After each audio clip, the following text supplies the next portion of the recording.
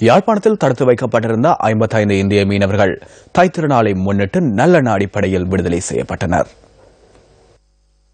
சட்டமா அதிபர் திணைக்களத்தின் அறிவுறுத்தலுக்கு அமைய கடற்தொழில் திணைக்களத்தினூடாக நீதிமன்றத்தில் ஆஜர்படுத்தப்பட்டே இவர்கள் விடுவிக்கப்பட்டுள்ளனர்.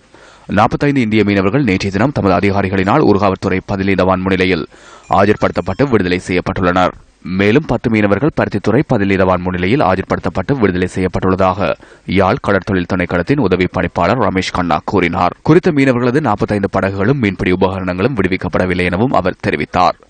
இராமநாதபுரம், புதுக்கோட்டை, நாகை ஆகிய பகுதிகளைச் சேர்ந்த மீனவர்களை விடுதலை செய்யப்பட்டுள்ளனர். விடுதலை செய்யப்பட்டவர்களை விரைவில் நாட்டிற்கு அனுப்புவதற்கான நடவடிக்கைகளை மேற்கொள்ள உள்ளதாக யாழ் இந்திய துணை தூதுவர் ஏ நடராஜன் கூறினார். இதேவேளை விடுதலை செய்யப்பட்டுள்ள இந்திய மீனவர்களை நாட்டிற்கு அழைத்து வருவதற்கான அனைத்து ஏற்பாடுகளையும் மேற்கொள்ளுமாறு தமிழக முதல்வர் ஜெயலலிதா ஜெயராம் பணிப்புரை விடுத்துள்ளதாக இந்திய ஊடகங்கள் தெரிவிக்கின்றன.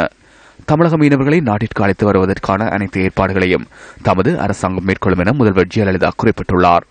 இதேவேளை நாட்டில் தடுத்து வைக்கப்பட்டிருந்த 8 இந்திய மீனவர்களை இன்று இந்திய கரையோர பாதுகாப்பு பிரிவினரிடம் கடலில் கையளிக்க உள்ளதாக கடற்படை தெரிவித்துள்ளது. காங்கேசன் துறைக்கு வடக்கில் அமைந்துள்ள கடல் எல்லைப் பகுதியில் இந்திய கரையோர பாதுகாப்பு பிரிவினரிடம் குறித்த மீனவர்கள் கையளிக்கப்பட உள்ளதாக கடற்படை பேச்சாளர் கூறினார். கடந்த 4ஆம் தேதி இலங்கை மீனவர்களின் படகை தாக்கிய குற்றச்சாட்டில் முல்லைத்தீவு மீனவர்களால் பிடிக்கப்பட்டு பெலிசாரிடம் குறித்த 8 மீனவர்களும் கையளிக்கப்பட்டனர். இந்த நிலையில் பெலிசாரால் நீதிமன்றத்தில் ஆஜர்படுத்தப்பட்ட இந்திய மீனவர்களை விடுதலை செய்யுமாறு கடந்த 9ஆம் தேதி நீதிமன்றம் உத்தரவிட்டிருந்தது.